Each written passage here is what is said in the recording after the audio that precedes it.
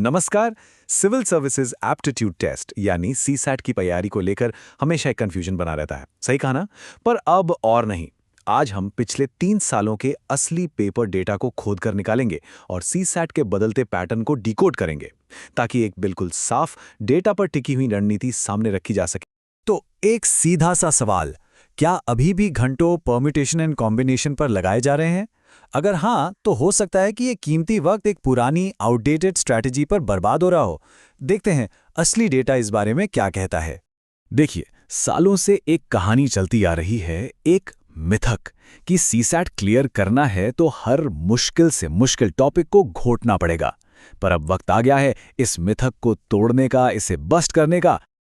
पहले सोच ये थी कि जितने ज्यादा फॉर्मूले रट लिए उतने ज्यादा नंबर पक्के, सीधी सी बात। लेकिन डेटा कुछ और ही कहानी सुना रहा है।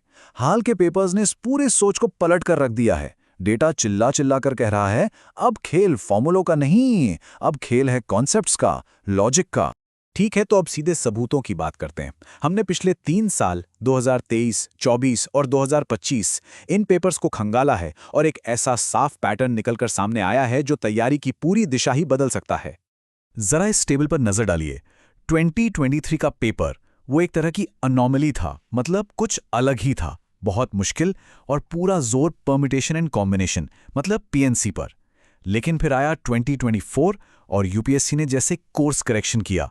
पीएनसी गायब और सारा फोकस शिफ्ट हो गया कॉन्सेप्चुअल समझ और एनालिटिकल एबिलिटी पर।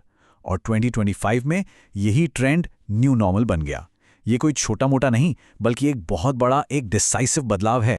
तो मतलब साफ है, अब ये एग्जाम कैलकुलेशन स्पीड का टेस्ट नहीं रह गया है।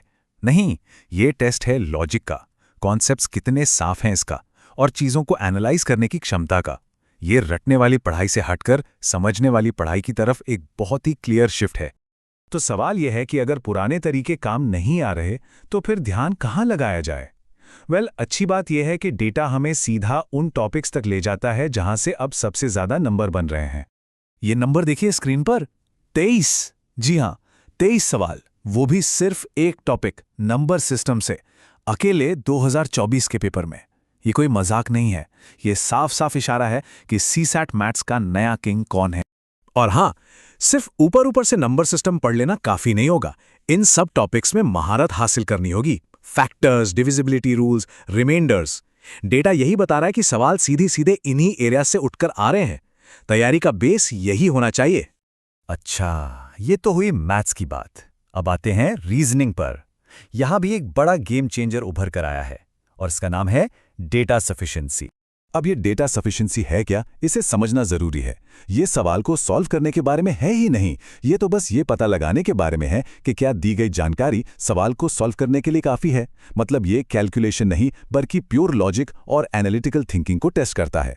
और यूपीएससी अब ठीक यही चाहता है। देखिए, ये जानना कि क्या पढ़ना है बहुत जरूरी है, पर उतना ही जरूरी ये जानना भी है कि क्या छोड़ना है। तो चलिए अब उन टॉपिक्स की बात करते हैं जिन्हें अपनी स्टडी लिस्ट से बेझिझक हटाया जा सकता है। और लिस्ट में सबसे पहला नाम जाहिर है परम्यूटेशन और कॉम्बिनेशन का। ये वो टॉपिक है जिसने ना जाने कितने एस्पिरेंट्स के पसीने छुड़ाए हैं।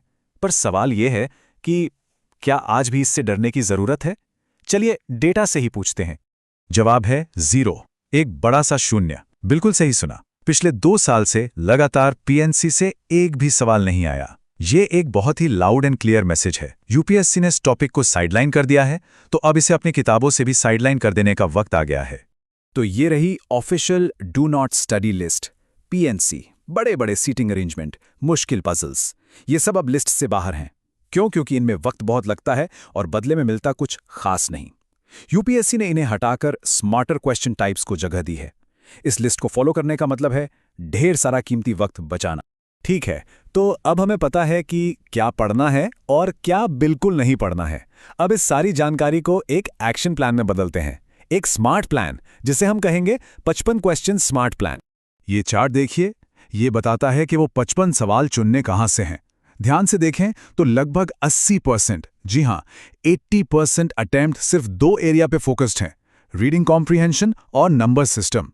मतलब ये स्ट्रैटेजी एनर्जी को ठीक वहीं लगाती है जहां से सबसे ज्यादा स्कोर आने वाला है। और ये रहा एग्जाम हॉल का गेम प्लान।